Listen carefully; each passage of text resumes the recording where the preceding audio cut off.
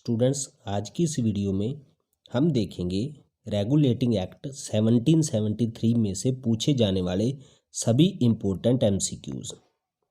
तो आइए देखते हैं। ब्रिटिश भारत के निम्नलिखित अधिनियमों में से कौन सा अधिनियम बंगाल के गवर्नर जनरल को नामित करता है। कहने का मतलब, किस अधिनियम के द्वारा बंगाल के गवर्नर जनरल का जो पद है वो बनाया गया था।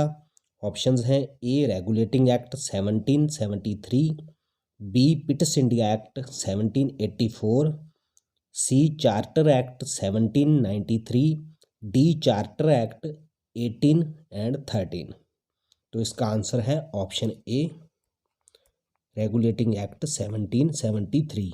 आगे देखते हैं इसकी एक्सप्लेनेशन। रेगुलेटिंग एक्ट 1773 का उद्देश्य भारत में ईस्ट इंडिया कंपनी की गतिविधियों को ब्रिटिश सरकार की निगरानी में लाना था।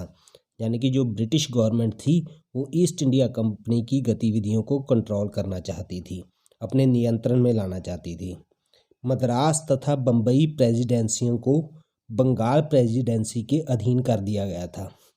ये जो दो प्रेसिडेंसीज थी, मद्रास और बम्बई, उनको भी बंगाल प्रेसिडेंसी के अंतर्गत लाया गया था तथा बंगाल के गवर्नर जनरल को तीनों प्रेसिडेंसियों का गवर्नर जनरल बना दिया गया था।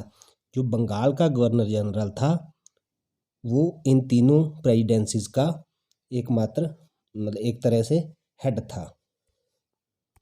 अगला क्वेश्चन है, निम्नलिखित में से किस अधिनियम के द्वारा ब्रिटिश भारत में कलकत्ता में सर्वोच्च न्यायालय की स्थापना की गई थी। ऑप्शंस हैं A regulating act 1773, B Pitt's India act 1784, C charter act 1793, D charter act 1833। तो इसका आंसर भी है option A regulating act 1773। Explanation देखते हैं। रेगुलेटिंग एक्ट 1773 के द्वारा कलकत्ता में 1774 में, ये बात आपने याद रखनी है, एक्ट कौन सा है 73 का, और सुप्रीम कोर्ट की स्थापना की गई है 74 में, जिसमें एक मुख्य न्यायाधीश और 3 अन्य न्यायाधीश नियुक्त किए गए थे। और इसका जो कार्य क्षेत्र था वो था बंगाल, बिहार और उड़ीसा। इस एरिया के लिए ये जो सुप्रीम कोर्ट थी ये न्याय की व्यवस्था करती थी। निम्नलिखित में से किस ब्रिटिश अधिनियम ने भारतीय सिविल सेवा की खुली प्रतिस्पर्धा के रूप में पेश किया था। ऑप्शंस हैं A charter act 1793, B charter act 1813, C charter act 1833, D charter act 1853। तो इसका आंसर है ऑप्शन डी। एक्सप्लेनेशन देखते हैं। चार्टर एक्ट 1853 के द्वारा भारतीय सिविल सेवा के लिए नियुक्त खुली प्रतिस्पर्धा द्वारा करने का प्रावधान शामिल किया गया था। यानी कि एग्ज़ाम की व्यवस्था की गई थी सिविल सर्विस के लिए। लॉर्ड मैकाले को समिति का अध्यक्ष बनाया गया था। ये जो कमेटी बनाई गई थी उसके अध्यक्ष थे लॉर्ड मैकाले। बंगाल के पहले गवर्नर जनरल कौन थे। ऑप्शंस हैं A Lord Warren Hastings, B Lord William Bentinck, C Lord Mayo, D Robert Clive. तो इसका आंसर है option A Warren Hastings.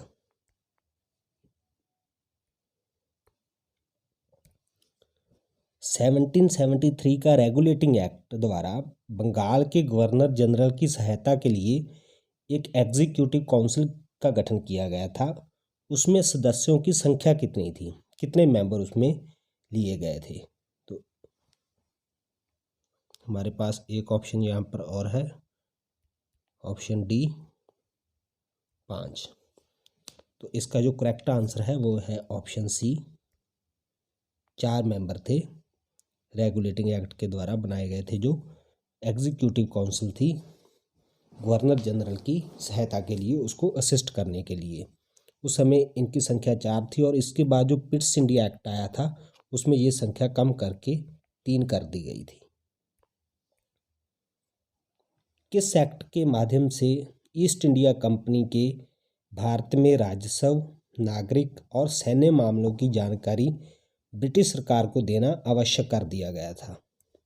Options हैं A regulating act 1773, B Pitt's India act 1784, C charter act 1793, D charter act 1813।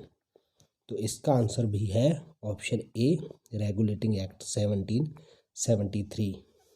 हमने जैसे पहले ही बात की है कि इस अधिनियम के द्वारा ब्रिटिश गवर्नमेंट ने ईस्ट इंडिया कंपनी की जितनी भी गतिविधियां थी उन सभी को अपने नियंत्रण में लाया था।